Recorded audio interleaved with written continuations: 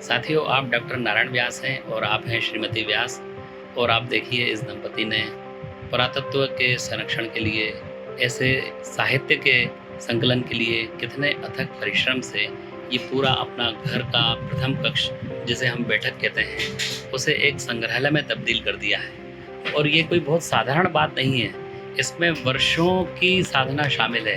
यदि आप सोचें या 1 या 2 दिन या 1 सप्ताह में बन गया होगा, तो ऐसा कदापि नहीं है। और दिन रात आप रिसर्च करते हैं, आप लिखते हैं, आप प्रख्यात जो पुरातत्वविद रहे हैं उनके योगदान को भी रेखांकित करते रहते हैं और अपने कार्य के बारे में भी जानकारियाँ पाठकों को, अपने मित्रों को और अपने जूनियर्स को देते रहते हैं। आपको वर्ष 2019-20 में मध्य प्रदेश शासन की ओर से डॉक्टर विष्णु श्रीधर वाकणकर जी की स्मृति में दिया जाने वाला राष्ट्रीय सम्मान दिया गया था, जो पुरातत्व के क्षेत्र में उत्कृष्ट कार्यों और शोध के व्यापक आयामों में किए गए जीवन पर्यंत योगदान और सक्रियता के लिए दिया जाता है।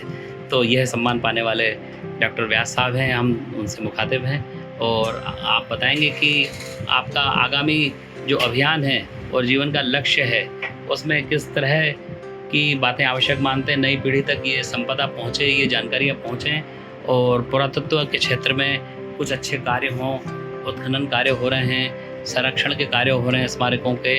तो व्यास साहब, आपका आगामी समय की क्या कार्य योजना है, क्या समाज के लिए क्या संदेश है आपका सर? जब से मैं रिटायर हुआ हूँ 2016 में, 2009 में, आज 16 साल हो गए, तो मैंने और पत्नी ने संकल्प लिया है कि अब रिटायर हो गए, अब हमें और कोई उद्देश्य नहीं है। जी हाँ। हमें धरोहर को आगे बढ़ाना है, आने वाली पीढ़ी तक जाना है। तो ये उद्देश्य लेके हम स्कूलों में, कॉलेजों में, सब जगह जाते हैं। जी जी। और हम सब लोग बच्चों को उनको बताते हैं कि देखो भाई, ये हमारी धरोहर है, इनको आगे पीढ़ी को करवाना है और इनको समझो।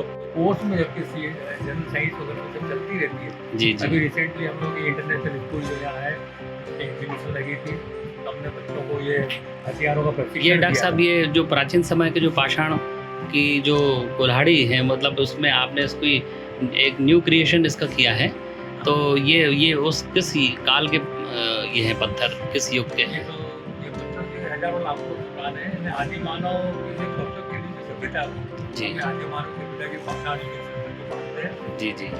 उसमें शुद्ध पत्थरों के हथियार, भाला है, कुल्हाड़ी है, धनुष है, ऐसी कई चीजें चलती थी। ये अपने बच्चों को प्रशिक्षण भी देते हैं वो कैसे बनाए जाते थे। और ये जैसे हम धनुष बांटते थे, बांस के होते थे। जी हाँ। बांस पत्थर के, लेकिन इसमें जो भाग होता है वो पत्थर का होता है। जो तिकोना जो आप ये पत्थर देख रहे हैं, ये उसी तरह का पत्थर है। इसे आज ही प्रयोग करें तो इसे चिड़िया जा सकती है, लेकिन वो प्रयोग में नहीं। लेकिन ये है बच्चों को समझाने के लिए की जाता है। आदि मानव क्या बनाता है, उनका उद्देश्य केवल यही था, जीवन यापन और आत्मरक्षा। निश्चित ही नई पीढ़ी को तो ये जानकारी मिलना ही चाहिए। डॉक्टर साहब, आपने कुछ शहीदों के स्थानों की जो रज है, वहाँ की जो मिट्टी है, उसका भी एक संग्रहण किया है। अभी शायद आप अमृतसर भी गए थे, उस बारे में बताइए। ये हॉबी आपको कब से है इस तरह के संकलन की? ये अभी 2-3 साल पहले ये मुझे कोरोना हो गया था, तो जी जी। इंदौर में था। तो उस समय थोड़ा ठीक होने के बाद आइसोलेशन में था। जी हाँ। तब मैंने एक गाना सुना कवि प्रदीप का, जी हाँ। आओ बच्चों तुम दिखाए जाके हिंदुस्तान। क्या बात है। इसमें किसी तिलक करो, मध्य प्रदेश के थे प्रदीप जी। उस समय हाँ। अमृत महोत्सव प्रारंभ भी हुआ था। जी हाँ, जी हाँ। किसी ने डिक्लेयर किया था हम करने वाले हैं आज़ादी का अमृत महोत्सव। तो मुझे अच्छा सब्जेक्ट मिला कि आज तक इस पे किसी ने काम नहीं किया। जी हाँ। तो तब से मैंने पहले इंदौर में राणा बख्तावर सिंह की और वहाँ की जो स्थानीय लोग उनकी शहीदों की बेटी करी, उज्जैन गया, भोपाल से लिए, ग्वालियर है, मुरैना है, शिवपुरी है, कई जगह जाकर कांकेर डोर पे लक्ष्मीबाई, वो बच्चों को बताता हूँ। जी हाँ। आज़ादी की खुशी ये है, देखो हमारी एक सुई चुप जाती है, जी हाँ। तो हमें डर कितना होता है। और जब वो गोली और जब इतनी लगी तो उनको क्या हाल हुआ।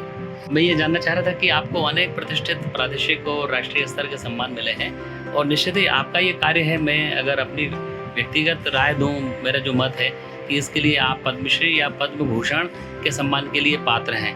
तो मुझे लगता है कि आप इससे इनकार मत कीजिएगा अगर ये प्रस्ताव आता है, क्योंकि कोई ना कोई पारखी व्यक्ति कहीं सब ऑब्जर्व कर रहा होता है, देख रहा होता है। हमारे बहुत से वरिष्ठ जन हैं जो ये कार्य करते हैं और उनका कर्तव्य भी है, क्योंकि जो इस कार्य को कर रहे हैं ऐसे लोग बहुत बिरले हैं, उंगलियों पे गिनने लायक हैं और आप उनमें से एक हैं। तो मैं आपको बहुत शुभकामनाएं देते हुए इस बातचीत को विराम देता हूं। मैं अगली बातचीत में आपसे मध्य प्रदेश के पुरातत्व के संबंध में एक विस्तृत चर्चा करूंगा और आपने समय दिया उसके लिए मैं बहुत धन्यवाद। श्रीमती व्यास जी, आपका भी बहुत आभारी हूँ। नमस्कार।